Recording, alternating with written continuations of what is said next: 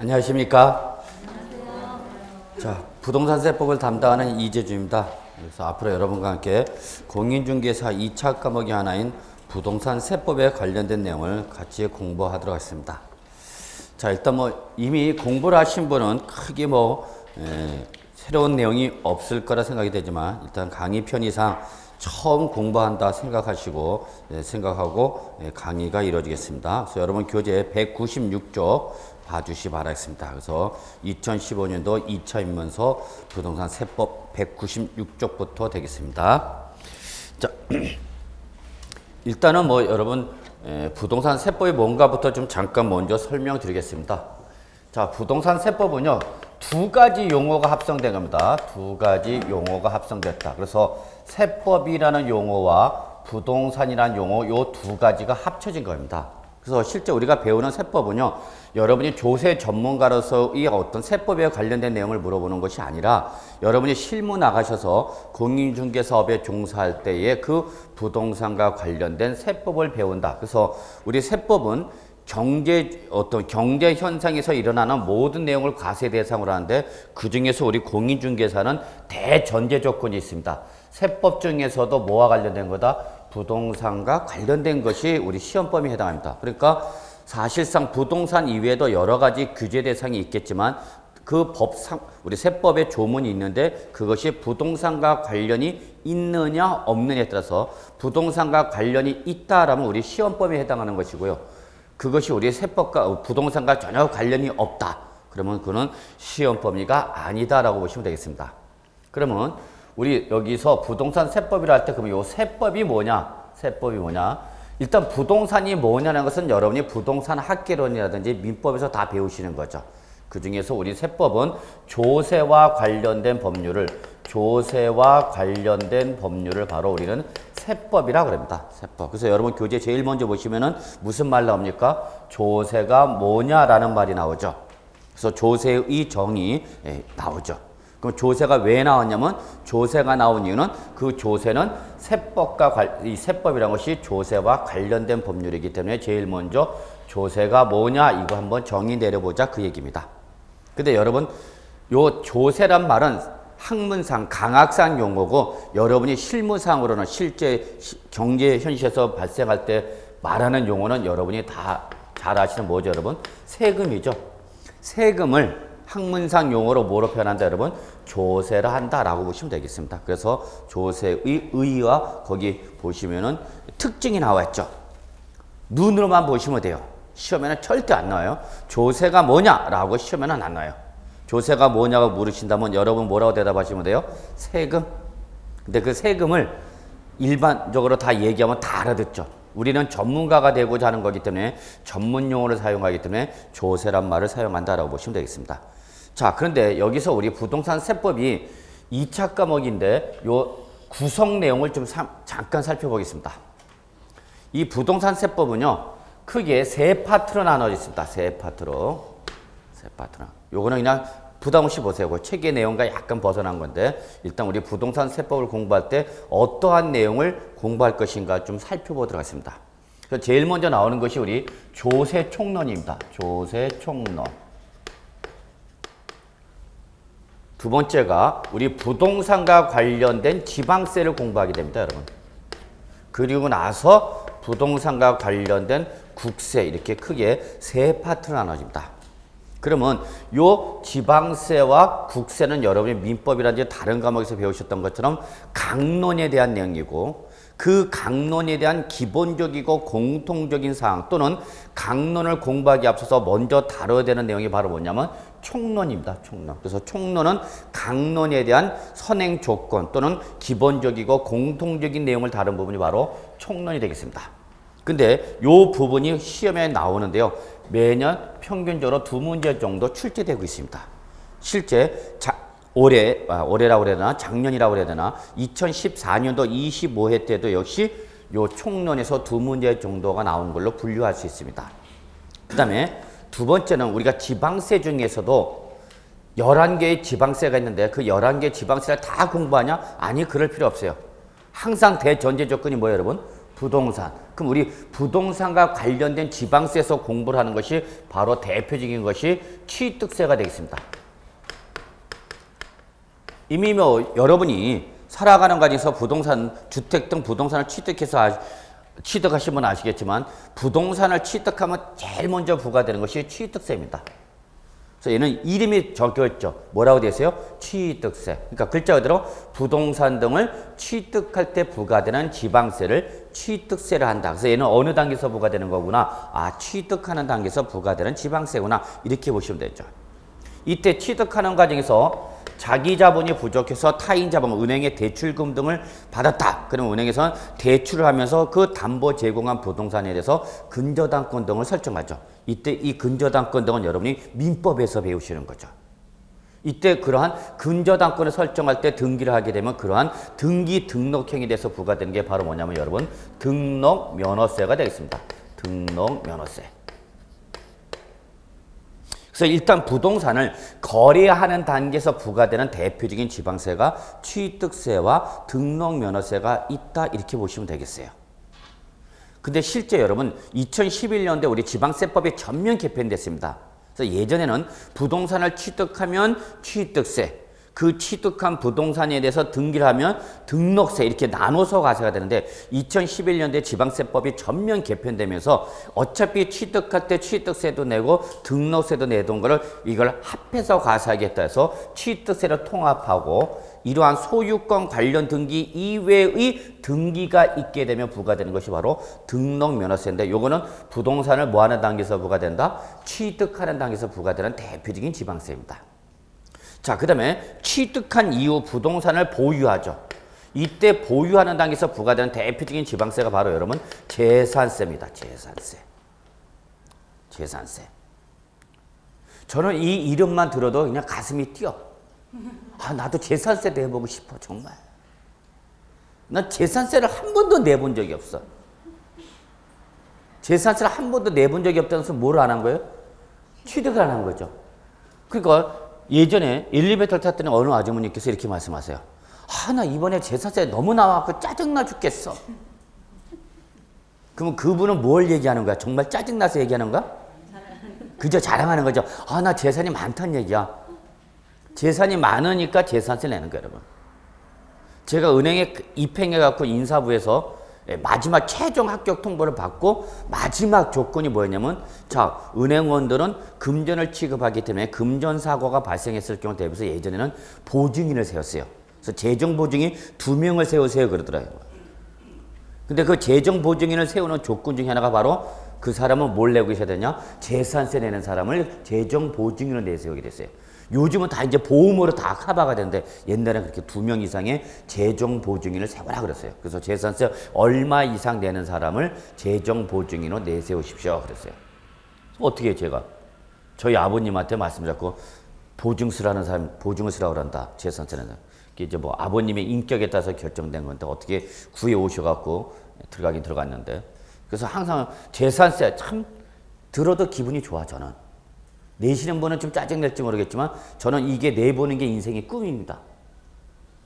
그래서 미혼 남녀가 있다면은 그 미혼 남녀 중에 어떤 여러 가지 조건이 있겠지만 그 중에 제일 중요한 조건은 뭘 내고 있어야 돼?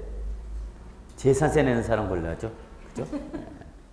자, 그 다음에 이런 재산세 이외에 또 보유하는 단계에서 부과된 게 뭐가 있냐면 여러분 지역자원시설세라는 게 있습니다.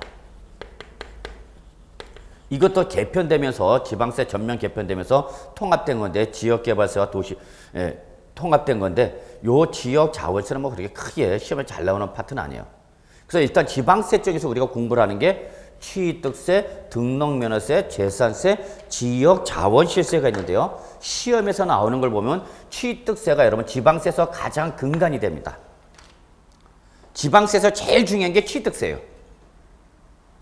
이게 보통 매년 평균적으로 3문제. 근데 작년에 4문제 나왔어요. 4문제. 그리고 나서 등록면허세 뭐 한 문제 정도 나온다 보시면 돼요. 한 문제. 근데 작년에는 안 나왔어요. 작년에는 안 나왔어요. 아, 작년이라는 것은 이번 제가 이렇게 시험에 하나가 바뀌면 작년으로 바뀌어버리기 때문에 25회 때 2014년도에는 안 나왔어요. 그 다음에 요 재산세와 지역 자원시세는 여러분 특징이 뭐냐면 얘들은 부동산을 보유하는 단계에서 부과되는 지방세입니다. 그럼 요거는 부동산을 뭐 하는 단계에서 취득하는 단계지. 근데 요거는 외울 필요 없잖아요, 여러분. 취득하는 단계에서 부과된다. 취득세. 취득한 이후 보유하겠죠. 보유 단계에서 부과하는 대표적인 지방세가 바로 뭐냐? 재산세입니다.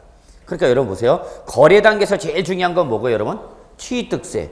보유 단계에서 제일 중요한 건 재산세입니다. 재산세. 그래서 재산세 역시 3문제 정도 나옵니다. 평균적으로. 예, 실제 2014년도에도 3문제가 출제됐습니다. 그 다음에 보유 단계에서 부과되는 지방세 중에 하나가 지역 자원시세인데 얘는 거의 안 나옵니다. 아직 전면 개편된 이후로 안 나오고 있어요. 거의 뭐. 그러니까 여러분은 이런 지역 자원시세가 있다 이 정도만 보시면 돼요. 구체적인 내용은 나중에 우리 한번 보시면 알겠지만 그렇게 시험에 나올 가능성은 없습니다. 그 다음에 이제 국세로 넘어가는데요. 국세 쪽에서 역시 또 보유하는 단계에서 부과된 대표적인 국세가 바로 뭐냐면 종합부동산세입니다. 종합부동산세. 그래서 여러분 보유 단계에서 부과되는 지방세와 국세를 합하면 재산세, 지역 자원시세, 종합부동산세. 한 문제 정도 나옵니다. 종합부동산세. 2005년도부터 종합부동산세가 과세되기 시작해갖고요. 예, 2005년부터 매년 한 문제 정도 나옵니다. 더더덜도 말고 한 문제죠. 근데 2014년도에는 안 나왔어요. 안 나올 수도 있는데 그런 경우는 드문 거고 여러분 그냥 한 문제 정도 나온다고 보시면 돼요. 근데 여기서 여러분 차이점이 있어요. 재산세와 종합부동산세는요. 다 어느 단계에서 부과되냐? 보유 단계에서 부과됩니다. 그래서 여러분 이렇게 외우셔야 돼요. 재산세, 지역 자원시세, 종합부동산세. 그래서 얘들은 특징이 부동산을 뭐 하는 단계에서? 보유하는 단계에서 부과되는 보유세입니다. 그래서 이걸 어떻게 하냐? 재지종. 앞글자 따시기 바랍니다. 그냥 재지종. 그래서 앞으로 1년 내내 외칩니다. 보유세 뭐요? 재지종. 그래요. 근데 이렇게 기본 단계에서 수업을 안 들으신 분은 나중에 와갖고 재지종 제가 외쳐되면 재지종이 뭐예요? 이렇게 물어보죠. 그때 묻어버려야죠. 기본 단계를 우습게 보는 분 치고 시험 점수 잘 안 나옵니다. 기본이 충실하신 분은요. 변형된 문제, 예외적인 문제가 나오더라도 이런 기본적 개념, 마인드를 가지고 접근하는 요령이 생길 수가 있는데 이 기본이 흔들린 분은 자기가 외워놓은 거 정리한 거 외에는 맞출 수가 없어요. 그래서 저는 기본을 항상 좀 강조하는 사람인데 그래서 부동산을 취득한 취득세, 등록면허세, 보유 단계에서는 재지종. 근데 여러분 여기서 재산세와 종합부동산세는 지방세와 국세라는 차이점도 있지만 더 큰 차이점이 있어요. 이 재산세라는 놈은 재산을 갖고 있기만 하면 모든 재산 소유자한테 부과됩니다. 재산이라는 것이 있으면 물론 이때 우리가 재산이 뭐냐? 재산세가 과세가 되는 재산이 뭐냐? 배우겠지만은 일단은 기본적으로 뭐예요? 여러분 재산의 대표적인 것이 부동산이죠. 뭐. 그러면 그 부동산의 가액이 얼마냐는 묻지 않고 했던 부동산이라는 재산을 갖고 있으면 무조건 매년 계속적 반복적 정기적으로 과세합니다. 이 보유세 특징은. 취득세나 등록면에서 한 번만 내. 뭐 할 때? 취득할 때, 등기할 때 그 한 번만 과세하는데 이 재지종은 취득한 이후 보유하는 단계에서 매년 내. 매년. 근데 이때 이 지방세인 재산세는 재산의 가액과 관계없이 부동산 있어요? 그러면 무조건 재산세 때립니다. 재산의 가액과 관계없이. 그런데 이때에 이 국세 쪽에서 종합부동산세는 누구냐? 모든 재산 소유자가 아니라 이 재산세가 부과된 것 중 요 재산세가 부과된 부동산 중 여기는 여러분 고액의 부동산 소유자입니다. 이게 차이점이에요. 지방세인 재산세는 모든 재산 소유자가 다 내는 거예요. 부동산을 갖고 있기만 하면 다 내요. 그런데 종합부동산세는 아무나 내는 게 아니야. 내가 내고 싶다고 해서 낼 수가 있는 세금이 아니에요. 누구만 내요? 요게 문제야. 고액. 그러니까 재산세를 내는 사람이 있어도 저는 그 사람이 부러워 죽겠는데 어떤 분은 뭘 낸대? 종합부동산세인데. 그 옆에 아주머니가 나 이번에 재산세 너무 나와서 짜증나 죽겠어. 그랬더니 옆에 있던 아줌마가 씩 웃으면서 난 지금 종합부동산세 내려고 은행 대출 받으러 가야 돼. 환장한다. 그럼 그 재산세 내는 사람은 저쪽 가서 무릎 꿇고 손 들고 있어야 돼. 수그리! 그러면 수그리고 있어야 돼. 나 누구야? 종합부동산세 내는 사람이야. 그럼 종합부동산세를 내는 사람은 뭐를 갖고 있다는 얘기 여러분? 고액의 부동산 소유자. 여러분이 공인중개사가 되시면은 여러분 재산세를 내는 분하고는 어떻게 지내야 돼요? 친하게 지내야 돼. 이분들이 여러분 고객이 되는 분들이니까. 그런데 뭘 내면? 종합부동산세를 내면 나는 인생을 맡기고 싶어. 그분한테. 내 인생 좀 걷어가 주세요. 정말 맡기고 싶어 나. 근데 좀 걷어가랬더니 넌 다리가 짧아서 안 돼. 그러더라고요. 이런 그래서 제가 한 일명으로는 다리가 짧아 슬픈 짐승입니다. 그래서 여러분 차이점 느끼세요? 느끼셔야 돼요. 재산세는 그 부동산의 가액이 얼마냐에 관계없이 그 재산의 가액에 따라서 모든 재산 소유자, 모든 부동산 소유자가 다 내는 거야. 그런데 종부세는 그 내신 분 사람 중에 재산세를 내신 사람 중에서만 그 중에서도 고액만. 그러니까 여러분 똑같은 부동산인데 그 부동산에서 재산세가 과세가 되는데 또 뭐가 부과되는 거예요, 여러분? 종합부동산세가 또 과세가 돼. 그래서 여기서 무슨 과세가 나와요? 이중과세가 나와. 너는 많지 않냐? 그러니까 세금을 어떻게 하라는 얘기야? 더 내라 그 얘기야. 더 내라. 너는 고액의 부동산 소유자가. 그러니까 이 종합부동산세는 언제 생긴 거냐? 2005년도 신설됐어요. 노무현 정부 때 만들어진 거야. 노무현 정부 때 이 새로 생긴 것 중에 하나가 바로 종합부동산세. 그리고 부동산 등을 양도를 하게 되죠. 이렇게 세금을 많이 때리는 거죠. 너 고액의 소유 부동산 갖고 있어서 세금을 왕창 때리는 거죠. 그럼 내기 싫으면 어떡하라? 팔아라 그런 얘기야. 그때 1세대 3주택 이상자가 주택을 갖고 있다 양다면, 즉 어떤 사람은 주택을 3개 이상 갖고 있다 주택을 양다면 그때는 그 주택에 대해서는 60% 때려버렸어요. 양도소득세. 2주택자 주택을 2개 갖고 있던 사람이 하나를 양다면 50% 때려버렸어요. 그래서 노무현 정부 때는 세금이 무거웠어요, 가벼웠어요? 무거웠어요, 무거웠어요. 재산이 많은 사람은 세금 많이 내란 얘기야. 그래서 재산 많은 사람이 세금을 많이 내갖고 그거를 재산이 없는 사람한테 소득 분배하는 그런 효과를 노리는 거죠. 그게 노무현 정부의 특징입니다. 그래서 노무현 정부 때 우리 세법은, 부동산 세법은 아주 과세 강화됩니다. 그러니까 강남에 있는 사람들은 환장하는 거죠. 강남에 주택 등 재산을 많이 갖고 있는 사람은 뭘 내야 되고, 재산세를 낼 뿐만 아니라 또 뭘 내야 돼? 종합부동산세를 또 내버리는 거죠. 그러니까 강남에 계신 분들 뒤집어져 안 뒤집어져? 뒤집어지죠. 세금 많이 때리니까. 우린 뒤집어졌어 안 뒤집어졌어? 안 뒤집어졌어요? 내는 게 있어야 뒤집어지지. 그런 분들 계신데. 그죠? 그래서 세금 많이 내기 싫으면 어떡하라는 얘기야? 빨리. 처분하라는 얘기야. 주택 많이 갖고 있지 말라는 얘기야. 왜 쓸데없이 주택은 거주 목적이 몇 개만 갖고 있으면 되는데 하나만 갖고 있는데 얘는 왜 3개, 4개, 5개 이상 갖고 있냐는 얘기야. 너 그거 투기 목적 아니냐? 그러니까 주택 많이 갖고 있으면 세금 때리겠다. 왕창 때려버리는 거죠. 그래서 세금 내기 싫으면 뭐 하라는 얘기야? 처분하게 하는 거죠. 그러면 처분하게 할 때 처분하게 길을 터줘야 되는데 처분할 때도 양도세 60% 때려버리는 거야. 50% 때려버리는 거야. 그러니까 강남에 있는 사람들은 주택을 많은 사람은 어떻게 생각하는가? 갖고 있으면은 뭘 맞고? 종합부동산세 맞고. 양도하면 양도세 두들기 맞고. 아이고 어쩌란 말이냐. 그래 막 강남에 막 플랜카드 막 걸렸죠. 그러니까 재산 많은 사람들은 좋아했어, 싫어했어? 싫어했죠. 세금 많이 때리니까. 근데 어떤 정의 측면에서 보면은 결국은 한 국가가 잘 살려면 많은 사람들이 밑으로 좀 뿌려줘야 밑에 사람들도 커가는 건데 뚝 갖고 있는 거죠.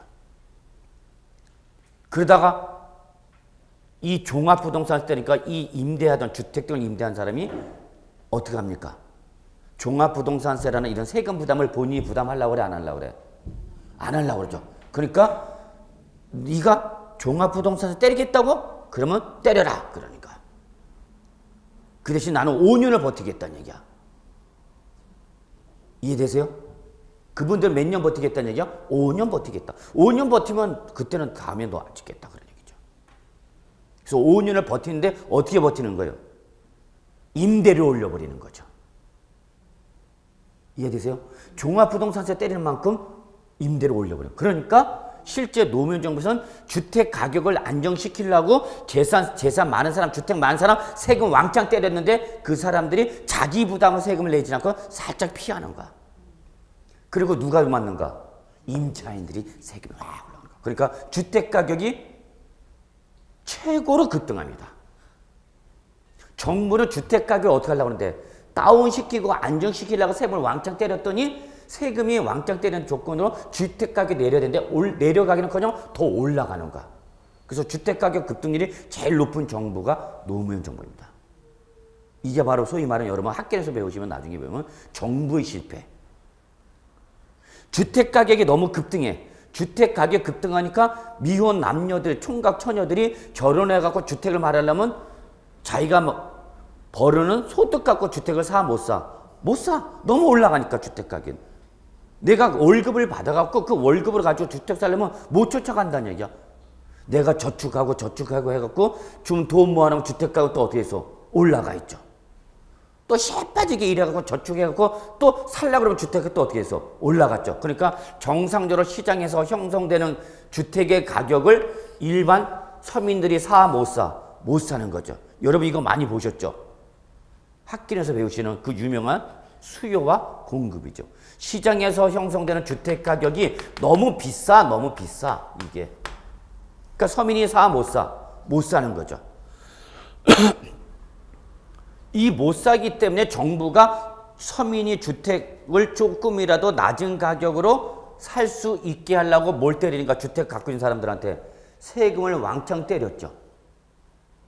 근데 이 정부의 의도와는 달리 주택을 많이 갖고 있던 임대사업자들이 뭘 올려버리는가? 전세금 올려버리는 거야. 월세 올려버리는 거야. 그러니까 오히려 서민들이 더 피해를 보는 거죠. 소위 이게 말하는 정부의 실패죠.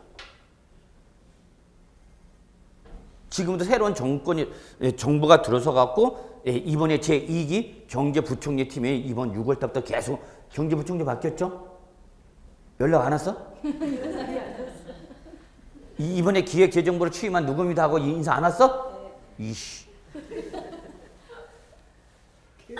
그래서 지금 새로운 정부에서 계속 대책 발표하고 있죠. 주택가격 안정시키려고.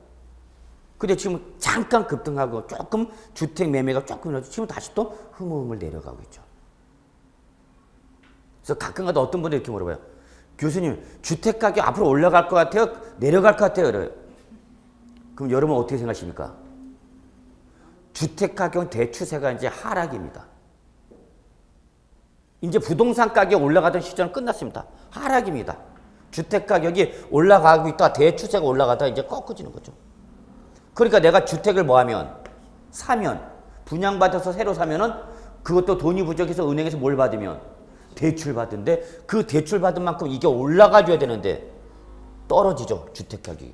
그러니까 주택가격이 자꾸 떨어지면 은행에서 담보를 하면 대출할 때 담보 대출 가격을 평가해 놓고 그 대출 평가 가격이 자꾸 시세가 어떻게 하니까 떨어지는 거죠. 떨어지니까 은행에서 뭐라고 그러냐면 나중에 대출금 추가 상환하라. 또는 추가 담보 대출해라. 서민한테 그러는 거죠. 근데 갑자기 서민한테 돈 갚아라. 대출, 주택가격이 떨어지니까. 또는 대출을 일부 상환하라. 또는 추가 담보 제공하라. 그럼 못하면 어떻게 되는가? 은행에서 경매 집어넣는 거죠. 대출은 못 갚으니까. 그러니까 가계가 무너지는 거죠. 그 가계가 무너진 게 바로 어디요? 미국이죠. 그래서 예전에 뭐가 발생했어요? 서브프라임 모기지 사태가 발생했죠. 그 여파로 인해서 우리나라 경제가 또 침체됐죠. 지금 부동산 가격은 제가 볼 때는 대추세는 하락입니다. 일부 파동은 있을 수 있지만 근데 왜 하락하는 거죠? 주택가격이 자꾸 부동산 가격이? 주택가격이 하락하는 가장 큰 이유는 뭘까요, 여러분? 응? 금리? 응? 수요가 왜 없죠? 수요가 우리나라 가장 큰 문제는 인구의 감소입니다. 인구의 감소입니다. 저희 때는 인구가 너무 많았죠. 아시잖아요, 여러분. 저희 때는 뭐 아들, 딸 구별 말고 둘만 낳자. 그만 나 그랬어. 자지 마 그랬어. 잠만 자몽이나 그 다음에 애가 하나씩 툭툭 나오니까요. 거기다 또 아들 선호서 때문에 아들 낳아야 된다고 또. 그러니까 인구가 증가돼. 저희는 지금 어떻게 하겠죠? 하락하죠. 지금 젊은 총각 처녀들 결혼해도 애를 잘 안 낳으려고 그래. 여러분 뉴스도 많이 들어보셨잖아요. 우리나라 지금 인구 증가율이 어떻게 했죠? 떨어지고 있죠. 이 추세로 가면 우리나라가 일정한 기간 후에는 아예 없어진대, 인구가. 애를 안 낳아. 그러니까 떨어질 수밖에 없어요. 그래서 이 종합부동산세가 만든다. 근데 이게 정부가 바뀌죠? 노무현 정부에서 이명박 정부로 바뀌죠. 그럼 이명박 정부는 거기 계신 분들은 재산이 많은 사람들이 적은 사람들이에요. 많은 사람, 예전에 뭐 고소영, 하여튼 평균 재산 20억 이상, 30억 이상. 그러니까 그분들 이런 거 싫어해, 좋아해? 왜? 그분들이니까. 그래서 이거를 없애려고 싶죠. 없애고 싶어요, 지금. 근데 없애지는 못하고 명맥만 유지하고. 그래서 예전에 종부세 과세했던 거에 확 줄어듭니다. 확 줄어드는 거예요. 정보가 바뀌니까. 그리고 양도소득세에서 1세대 3주택 이상자 60% 중과세, 1세대 2주택 50% 중과세 다 없애버리는 거죠. 그러니까 세금 감면이 일어나는데 세금 감면 정책이 일반 서민의 세부담이 줄어드는 것이 아니라 누구 세부담이 줄어드는가? 부자들의 감면, 부자들의 감면 정책입니다. 부자들. 그럼 정부에서는 왜 그런 거냐? 돈 많은 사람이 돈 좀 써라, 이거 뿌리란 얘기야. 돈 많은 사람들이 갖고 있는 거 이제 철철 넘쳐야 이게 우리 밑에 있는 사람도 받아먹는 건데, 이 사람들이 안 써도 이 밑으로 안 내려와, 지금은. 왜? 그릇을 더 크게 만들어 버리니까. 그러니까 돈이 안 오죠. 그러니까 서민들은 계속 어렵죠. 계속 어려워요. 대표적인 서민이 저예요. 공인중개사 과목 중에서도 제일 불쌍한 반토막 과목. 남들 민계공 공부할 때 나는 저쪽 구석에서 손 빨고 있어야 돼. 뭐 한다고 안 와? 민계공 공부한다고 안 와. 환장한다, 속 뒤집어져. 이게 바로 종합부동산세. 나중에 우리 배우시면 알겠지만 이 변화되는 개정되는 취지를 보면 정부에 따라서 달라져요. 조세 정책은. 어떤 정부냐에 따라서 달라진대. 종합부동산세, 여러분, 그래서 이거는 상당히 시사성이 강한 세금이야. 근데 이게 작년에 올해 2014년도에 싹 지방세로 바뀌려고 그랬어요. 없애버리면 좋은데 없애지 못하고 지방세로 바꾸려고 했는데 못 바꿨어요. 그래서 일단 여러분은 구분하셔야 돼요. 지방세에서, 자, 앞머리 줄게요. 보유세는 뭐가 있는데? 재지종. 이때 이 재산세는 지방세 쪽에서 모든 재산소유자한테 부과되는 거라면 종부세는 어디에서 여러분? 국세에서 누가 내는 거예요? 고액. 이게 특징입니다. 그래서 저는 세금 중에서 이걸 제일 좋아합니다. 그래서 여러분 중에서 혹시 종합부동산세 내고 계신 분 있으면 저랑 앞으로 친하게 지내요. 난 그분들하고 친하게 지내고 싶어. 인생 걷어가지면 더 좋고. 자, 그러다가 이제 부동산을 뭐 하면 여러분? 처분하죠. 처분할 때 부과되는 대표적인 국세가 바로 뭐 여러분? 양도소득세죠. 여러분 많이 들어보셨죠? 아마 여러분이 우리 부동산세법을 공부할 때 가장 어려운 부분이 양도소득세입니다. 역시 2014년도 25회 공인중개사 부동산세법에서 제일 어려웠던 문제가 바로 여기서 나오죠. 어려워요. 기본적으로 5문제. 근데 올해 6문제가 나왔습니다. 종부세가 안 나오는 대신 그 종부세 하나가 여기로 와버렸어. 양도소득세. 그 다음에 이제 마지막으로 기타 국세 쪽에서 여러분, 기타 국세에서 우리가 뭘 배우냐면 부동산 임대사업소득을 봅니다. 부동산 임대소득. 5년간 최근 계속 한 문제씩 꼬박꼬박 나오고 있죠. 역시 올해도 2014년도 25회 때도 한 문제 나왔죠. 뭐 나온다고. 그래서 총 우리 부동산세법은 몇 문제가 출제되냐? 16문제만 출제된다. N병을. 다른 과목 몇 문제가 나오는데 40문제가 나오는데 우리는 16문제밖에 안 나와. 그러니까 여러분 평소 공부할 때 세법을 잘 공부를 많이 안 하세요. 왜? 비중이 작으니까. 수험생 입장에서 어쩔 수 없죠. 민계공이 메인 과목이니까. 그러니까 별로 공부 소홀히 하다가 나중에 막판 가서 쫓아오려면 못 쫓아오는 거죠. 그래서 여러분 지금 기본 단계에서 세법을 좀 잘 정리해요. 그리고 실무 나가면은 다 무슨 문제예요, 여러분? 세금 문제예요, 여러분. 근데 시험에 학교에서 나갔는데 세법을 공부를 안 했거든요. 그러니까 고객이 와서 세금 문제 물어보면 뭐라고 그래? 세무사한테 가서 물어보라고 그래. 법률 관계 물어보면 뭐라고 그래? 법무사한테 가서 물어보래. 그럼 너는 뭐냐? 그러니까 이제 그분은 물건만 보러 가는 거죠. 그러니까 이제 공인중개사 시험 제도를 한 번 정도는 지금 대폭 수정할 단계가 왔어요. 시기가 왔어요. 그러니까 여러분 올해 2015 내년까지는 빨리 붙으셔야 돼요. 지금은 이제 드디어 한 번 정도는 손질할 때가 왔습니다. 분명히 손질됩니다. 왜? 고객 입장에서는 공인중개사한테 가면은 완스톱의 패키지의 서비스가 이루어지지 못해. 뭘 물어보면 이 사람이 대답하는 게 하나도 없어, N병을. 등기법에 막 등기 막 물어보면 잠깐 기다려보세요. 법무사 불러갖고 법무사 사무장이 와서 설명해 주거나. 세금 문제. 내가 이런 세금 문제 이거 양도세 얼마 나올 것 같아요, 공인중개사님? 내가 이 부동산 처분에 양도세 얼마 나올 것 같아요?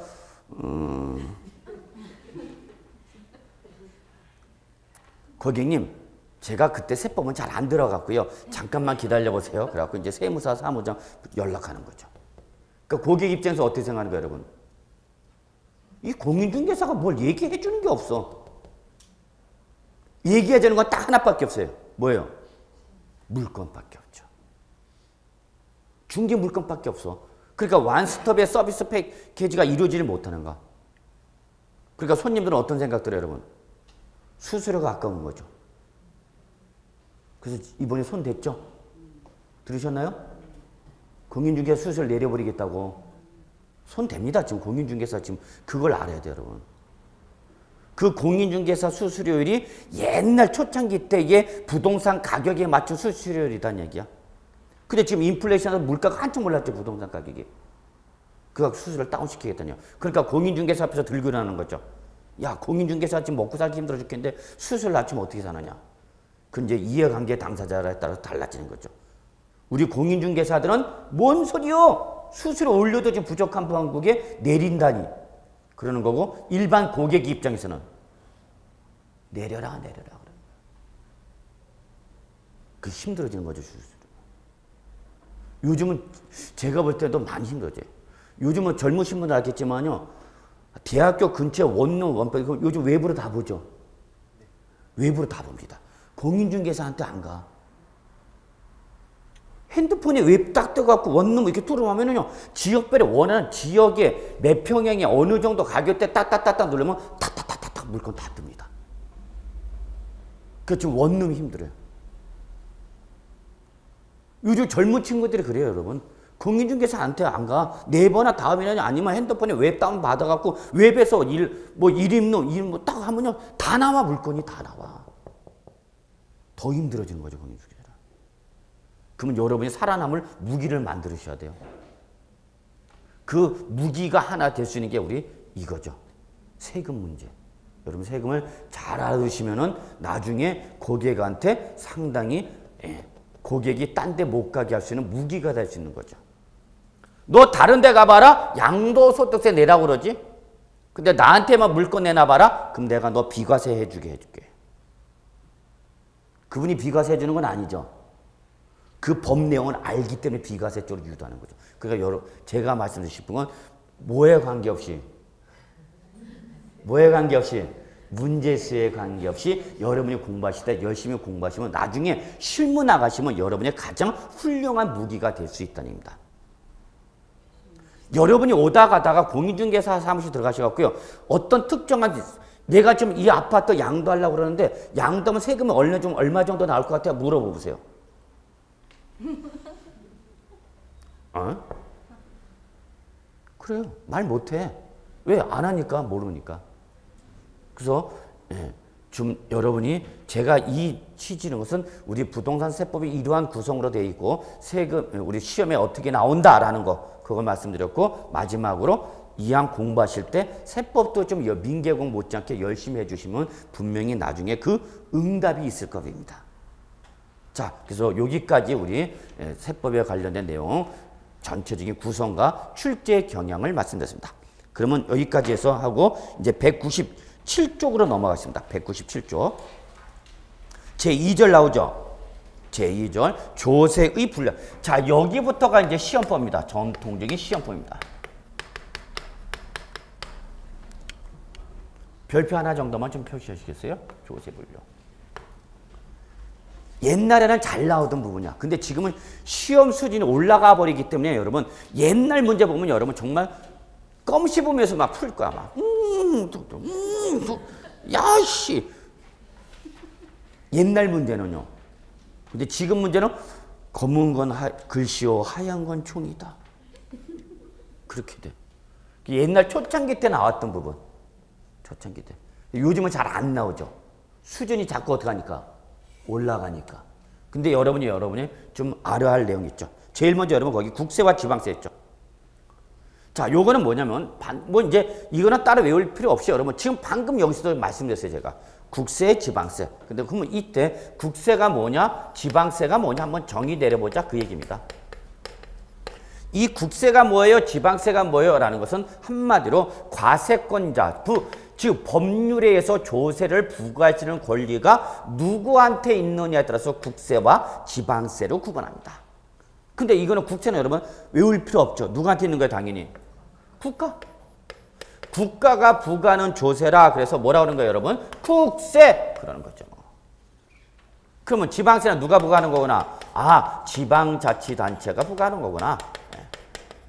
그래서 지방자치단체가 부과하는 조세를 우리는 뭐라 한다, 여러분? 지방세라 그럽니다.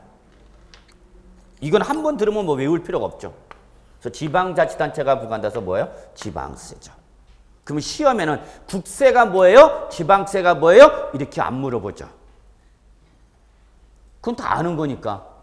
그럼 여기서 시험에 나올 수 있는 건 뭐냐? 그러면 국세에 해당하는 게 뭐고 지방세에 해당하는 게 뭐냐? 요거 구분해봐라는 얘기죠. 요거 구분해봐라. 특정한 조세를 제시해놓고 시험에는 어떤 게 국세고 어떤 게 지방세냐. 예를 들어서 최근에 시험에 나온 게 요렇게 나온 적 있죠. 다음 중 부동산을 보유하는 단계에서 부과되는 국세는 그럼 뭘 물어보는 거예요, 여러분? 종합부동산세. 이런 식으로 나오는 거죠, 시험에. 나온다면. 근데 예전엔 잘 나왔다는 얘기야. 이 조세 분류가. 근데 지금 이제 이 정도는 이미 수준이 넘어갔다는 얘기죠. 그래서 여러분이 일단 기억해 두실 것이 국세가 뭐냐, 지방세가 뭐냐. 의의는 이건 따로 외우실 필요가 없을 거고 만약에 시험에 나온다면 여기서는 어떻게 나온다? 국세가 뭐냐, 지방세가 뭐냐. 요거 구분해봐라는 얘기죠. 근데 이건 우리가 요 정도만 보시면 돼요, 여러분. 요 정도. 뭐 우리가 지금 국세 14개, 지방세 11개 이거 다 외울 필요 없어. 그 중에서 우리 시험과 관련된 요 정도만 구분하시면 답은 이 안에 있습니다. 근데 이건 지금 당장 외우실 필요 없어요. 우리 1년 내내 하다 보면 자동으로 세팅돼. 걱정하지 마시고요. 그래서 여러분 거기 보시면 국세에서 여러분 니은 잠깐 보실래요? 뭐가 있어요, 여러분? 양도소득세는 소득세가 있죠. 국세 중에서 국세뿐만 아니라 국세, 지방세 통틀어서 가장 대표적인 것이 바로 소득세죠. 바로 여러분이 내는 거죠. 개인이 내는 세금이죠. 개인이 내는 세금인 소득세는 개인의 소득에 대해서 부과된 소득세는 종합소득세, 퇴직소득세, 양도소득세 이 세 가지 중에서 우리는 부동산을 뭐 할 때? 양도할 때 부과되는 양도소득세를 중점적으로 공부합니다. 그 다음에 임대할 때 이 임대소득은 부동산을 보유하는 단계에서 발생하는 거죠. 그죠? 임대소득은 부동산을 뭐 하는 단계에서 여러분? 보유하는 단계죠. 내가 거주하는 주택이 있고 또는 내가 뭐 하는 거죠? 임대 주는 주택이나 상가 등이 있겠죠. 그래서 여러분 임대소득은 어느 단계에서 발생하는 거예요? 보유. 그럼 우리 부동산세법은 부동산을 취득할 때, 보유할 때, 뭐 할 때, 처분할 때 발생하는 세금을 다루는 거구나 라는 걸 여러분이 감을 잡으시면 되는 거죠. 이게 바로 공인중개사 업무와 관련된 거죠. 그러니까 보세요, 여러분. 여러분이 공인중개사가 되셔서 부동산 매매를 중개했어. 드디어 매매계약서에 첫 도장 찍었어. 그 떨림은 여러분 이루 말할 수가 없습니다. 공인중개사가 되셔서 부동산 매매계약서 첫 번째 도장을 찍을 때 그 손 떨림을 이루 말할 수가 없어. 아, 찍는구나. 공인중개사가 되셨어. 그래서 지금 현업에 계신 분한테 그래도 물어보면 첫 번째 계약서 찍을 때가 가장 내 마음이 떨렸대. 그런 떨림 느끼고 싶어요? 안 느끼고 싶어요?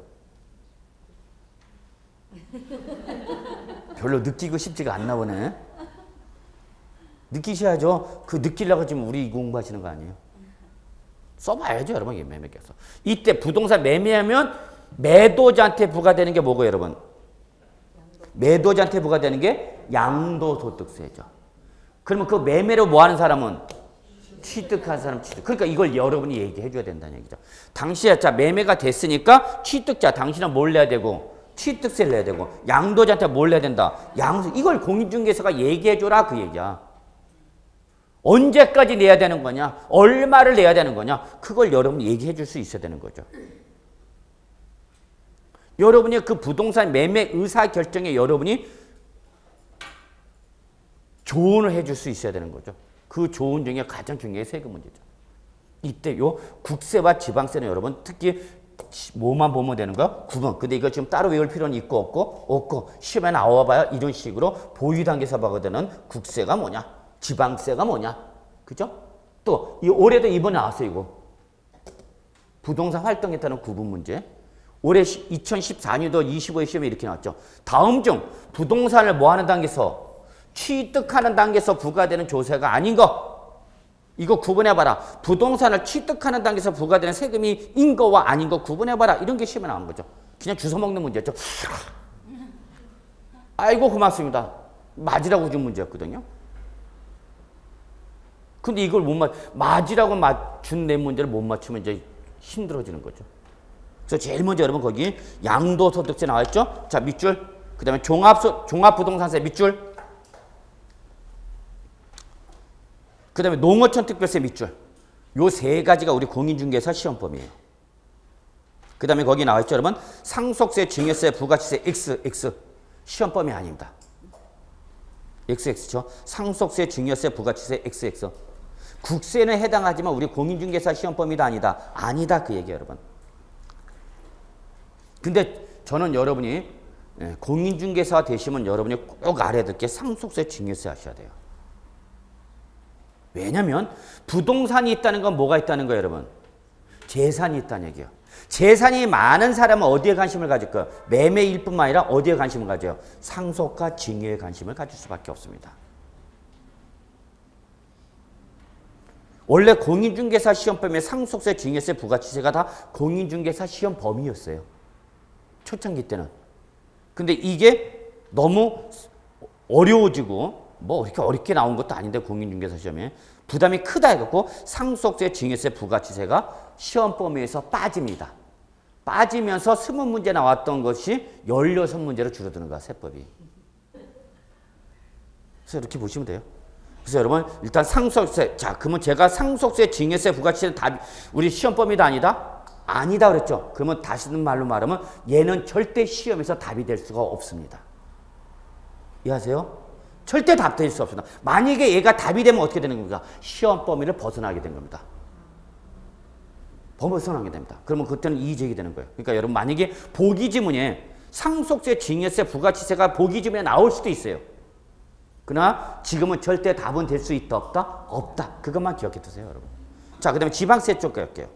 지방세 쪽에서 우리가 공부하는 게 바로 여러분 취득세, 등록면허세, 재산세, 지역자원시세 그리고 부가세로서 지방교육세와 지방소득세 여기 나와 있는 건 다 우리가 공부하는 것들입니다. 11개가 있는데 그중에서 우리가 공인중개사 시험범위에 해당하는 것이 취득세, 등록면허세, 재산세, 지역자원세, 지방교육세, 지방세 여기까지만 보시면 돼요. 다른 거 볼 필요 없어요, 여러분. 자, 넘어갈게요. 그 다음에 두 번째 다음 페이지 보시면 보통세와 목적세라는 게 있습니다. 자, 목적세부터 볼게요. 목적세부터. 목적세는 글자 그대로 여러분 어떤 특정한 조세를 부과하는데 그 부과는 목적이 딱 정해져 있어. 그 법률에서 정해진 용도에만 사용할 수 있는 이러한 예외적인 조세를 바로 뭐라냐면 목적세입니다. 그래서 여러분 목적세는 여러분 보통세와 목적세 이렇게 구분했을 때요. 여러분 이 목적세가 예외적인 겁니다. 그래서 여러분 거기 밑줄 좀 쳐주실래요? 목적세는 거기 목적 구속 금지 원칙이 뭐 예외에 따라 그 밑에 뭐라고 됐어요? 예외적인 조세. 찾으셨어요? 기억을 보셔야 돼요. 동그라미 2번 목적세 기억해 보시면 목적 구속 금지 원칙의 예외에 따라 조세 수입의 용도가 세법에 특정돼서 그 특정한 경계만 충당되는 여기 밑줄 예외적인 조세. 여기 포인트야. 지금 제가 말 빨리 한 거는 볼 필요 없다는 얘기 그냥 눈으로 보시면 돼요. 그러면 제가 왜 말씀드리냐면 예외적인 거 그러면 보통세가 뭐란 거예요 여러분? 일반적인 거예요. 그러면 여러분이 공부를 하실 때는 원칙과 예외를 있으면 여러분은 일단 예외를 잘 봐두셔야 되겠죠. 그죠? 자, 항상 공부를 하실 때 우리 법조문은 원칙과 예외가 있어. 그 원칙도 중요하지만 더욱 우리 시험에 더욱 중요한 건 뭐예요 여러분? 예외가 더 중요해. 출제위원들은 예외를 더 좋아해요. 원칙. 그러니까 우리나라 국가고시는 좀 잘못된 게 뭐냐면 일반적인 걸 물어보지 않고 꼭 예외적인 걸 물어봐. 실은 뭐가 더 중요한가요, 여러분? 일반적인 원칙인 게 더 중요한 거죠. 그게 달라. 미국 시험은 일반적인 걸 물어봐. 일반화된 걸 물어봐.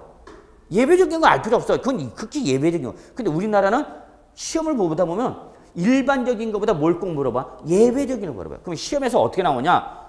예외를 물어보는데 예외가 아니면 뭘로 대답해야 되는 거야, 여러분?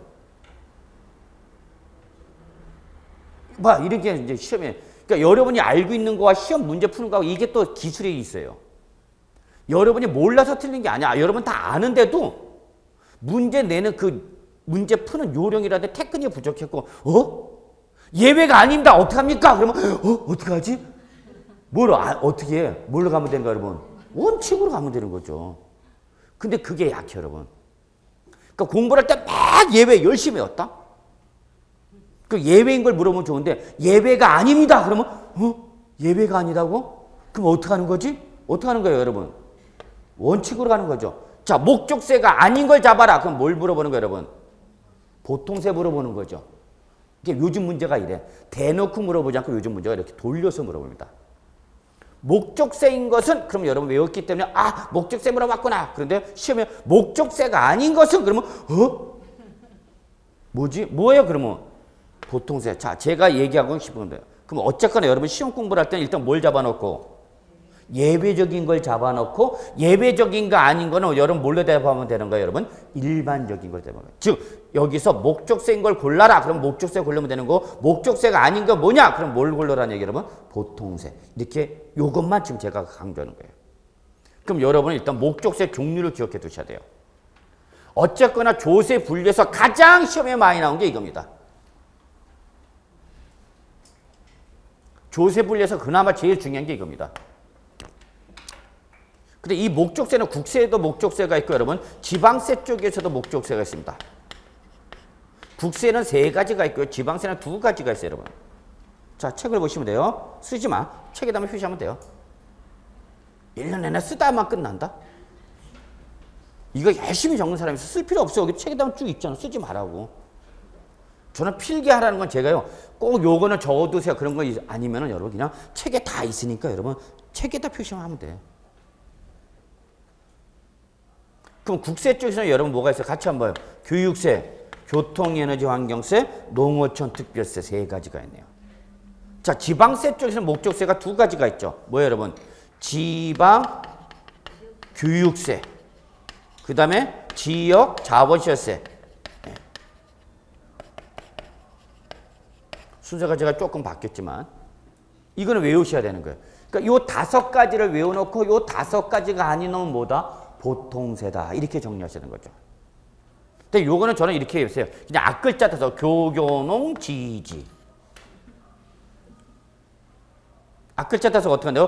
교교농 지지. 요거를 딱딱하게 외우지 마시고 리듬을 타는 거. 교교농 지지 요 딱. 응? 여러분들 제일 잘 가는 데가 뭐야? 노래방 아니야? 노래방에서 여러분 노래 부르시다가 간주 중일 때 그때 놀지 마. 간주제 이따 어겨겨농 지지요 딱 그러면 노래도 노래 부르면서 스트레스 풀시고 우리 세법도 외우고. 그럼 막 그렇게 딱 해줘봐요. 점수가 빰빠람빰 좀 놀아보셨군요 하면서 100점 주죠. 그죠? 저는 노래방 가는 걸 제일 싫어합니다. 제가 노래 부르면요 점수가 안 나옵니다. 그래서 메시지가 뜹니다. 율동에만 전념해 주세요. 환장한다. 저 어디 모임 가면 노래 시키는 게 제일 싫어요. 율동에만 전념하는데 자꾸 나보고 노래 부르라면 어떡해. 자, 어떻게 배운다고 여러분? 교교농 지지. 자, 근데 주의사항이 있어요. 지지. 근데 시험에 이렇게 살짝 섞어 넣었죠, 출전이. 너 그렇게 외웠지? 해놓고 살짝 교교농 지지를 외웠지? 해놓고 여기다 뭘 집어넣죠? 지방소득세, 지방소비세. 환장하네. 다 지지네.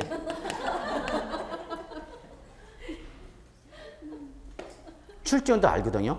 그러니까 이런 걸 슬쩍 하나 집어넣는 거죠. 그러니까 목적세 아니까 잡아내봐라. 그럼 여러분 여기 목적세에서 말한 지방세 쪽에서 말한 목적세 뭐 여러분? 지역자원시세, 지방교육세야. 그러면 지방소득세와 지방소비세는 목적세가 아니라 뭐다고 여러분? 보통세다니. 그럼 여러분 이거 헷갈리면 이렇게 하면 돼. 무슨 글자가 들어가면 지지는데 소가 들어가면 얘는 뭐다? 보통세다. 예전에 뭐 개그 프로 이런 게 있어. 소는 누가 키워? 그러가면서. 소는 누가 키워요? 시험에 떨어진 분이 키워요. 시험 떨어지면 뭐 키우러 가야 돼? 소 키우러 가세요. 그러죠. 그러면 여러분 조금이라도 기억하실 때 편할 것 같아. 저는 좀 강의 방식이 이렇습니다. 뭔가 좀 중요한 건 악센트 팍팍 집어넣은 것 같고 여러분의 조금이라도 뇌 뒤에 오래 버티게 할. 그래서 결론 낼게요. 여러분 그냥 가볍게 교교농 지지. 이거 인문 과정이니까 이런 거 설명하는가 우리. 인문 과정에서 이런 거지. 기본 단계 가서 본 내용 따서 우리가 이런 거 하면 안 되겠지. 그래서 여러분 그냥 가볍게 목적세 어떻게 외우면 된다 여러분? 교교농 지지요. 그리고 소가 들어오면은 목적세가 아니라 뭐다? 보통세다. 뭐 게임 끝이야 여러분. 자, 그 다음에 여러분 직접세와 간접세가 있는데 얘는 시험에 안 나와. X. 우리 부동산세법은 다 직접세입니다. 근데 거기 간접세 뭐가 있냐면 이런 말이 있어요. 입법상 조세 부담의 전가가 예정돼 있어 법률상 납세무자와 담세자가 일치되지 않을 것으로 예견되는 예외적인 조세를 간접세랍니다. 그리고 이러한 간접세가 뭐예요 여러분? 예외적이죠. 그럼 일반적인 건 뭐라는 얘기야? 직접세라는 얘기죠. 그러면 간접세가 아니면 다 직접세가 되는 거죠. 그러니까 여러분 어디다 초점 맞춰야 되는가? 간접세. 근데 여기는 시험에 안 나옵니다. 걱정하지 마세요. 제가 시험에 안 나온다면 안 나와요.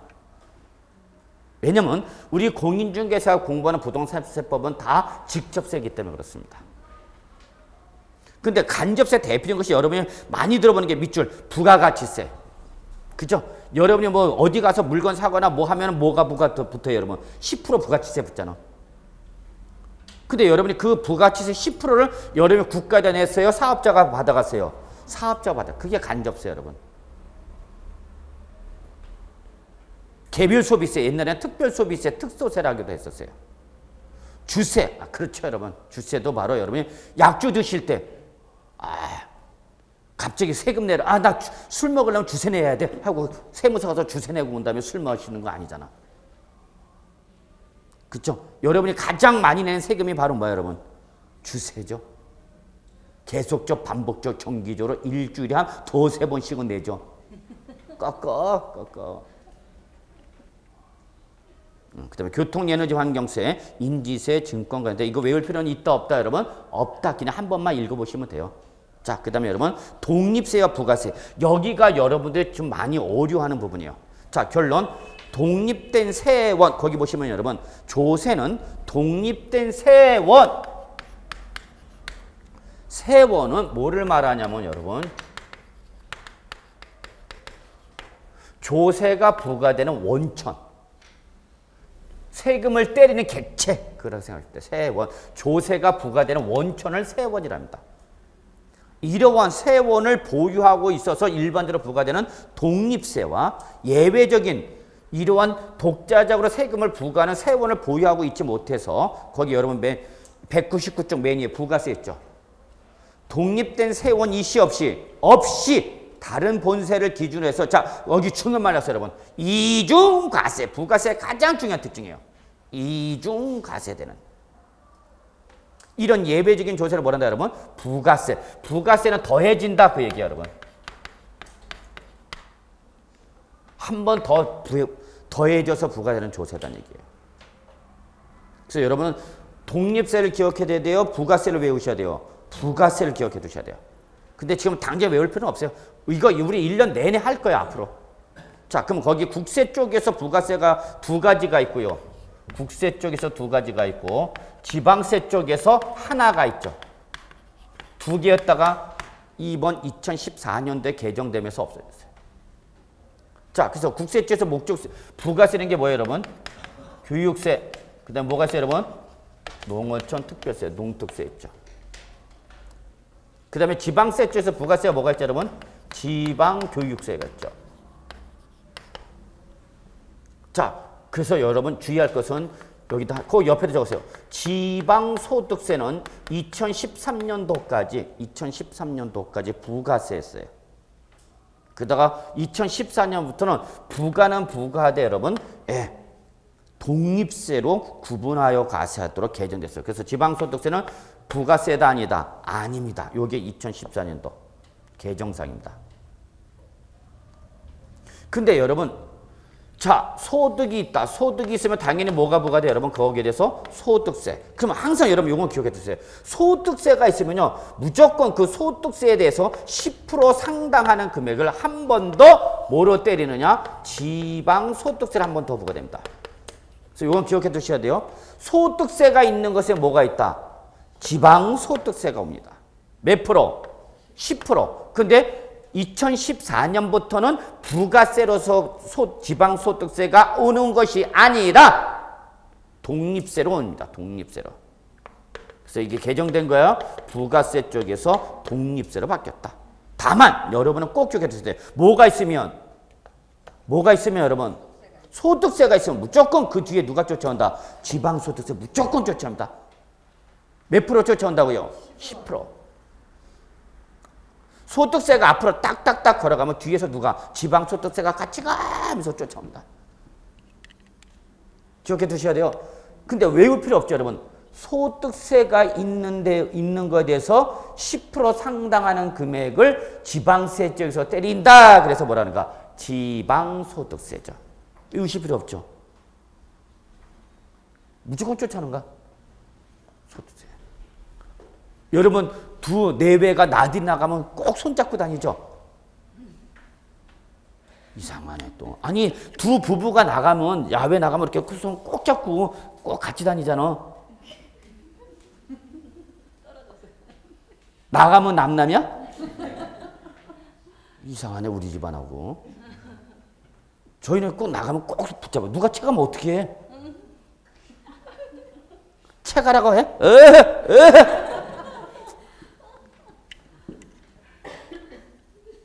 참네. 그래서 저희 집사람 운전하다 손잡아줘. 그러면 얼른 또 손잡아주죠. 죄송합니다. 그냥 갑시다. 소득세가 있는 것엔 뭐가 있다 여러분? 지방소득세. 근데 여러분 외우지 마. 소득세에 대해서 부과되는 지방세다. 그래서 뭐라 그런가요 여러분? 지방. 그러면 이렇게 하면 여러분 외우려고. 자꾸 무식하게 외우려고 하면 진짜 무식하게 까먹어요. 그냥 갖다 여러분이 이해하면서 외우시면 돼요. 여러분의 가장 주특기는 뭐야? 이해력이죠. 그래 내가 살아온 경험에 비춰서 그렇게 접근하시면 돼요. 요거 꼭 기억해 두셔야 돼요. 네, 그 다음에 우리 거기 부가세로 있는 것이 농어촌 특별세 있죠 여러분? 밑줄 농특세. 그래서 우리 공인중개사 시험과 관련된 부가세는 여러분 농어촌 특별세와 지방교육세입니다. 그 다음에 부가세가 아니라 독립세라서 뭐가 쫓아온다 여러분? 지방소득세. 이거 꼭 기억해 두셔야 돼요. 자, 그래서 이번 시간은 여기까지 하도록 하죠. 네, 여기까지 하고 10분 쉬겠습니다.